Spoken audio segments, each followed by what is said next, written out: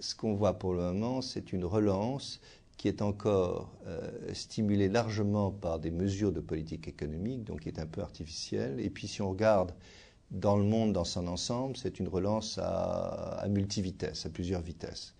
Et il y a trois catégories, en gros, trois catégories de pays. Donc il y a les pays avancés, les pays riches, donc ce sont les États-Unis, l'euro, le Japon, où là on a une relance qui est là, mais qui est faible.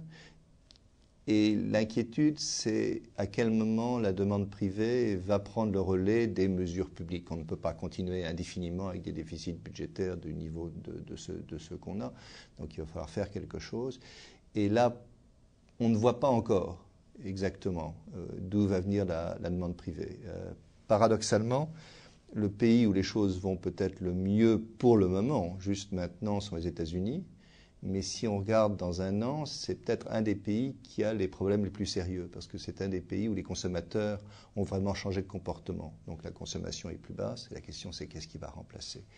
Donc pour ces pays-là, pour le moment, on a une relance, mais est-ce qu'on va arriver à la faire tenir, est la grande question.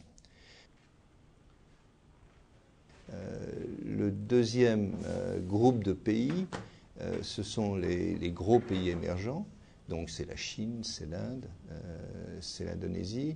Et dans ces pays-là, il y a une croissance très rapide, une très forte reprise, qui pour le moment est aussi assez largement due à des mesures de politique économique, à une relance de l'investissement, par exemple en Chine, l'investissement public.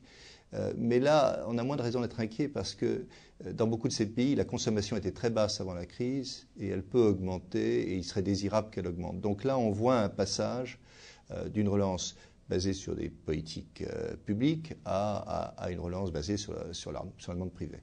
Donc là, je crois qu'on peut s'attendre à une relance qui continue.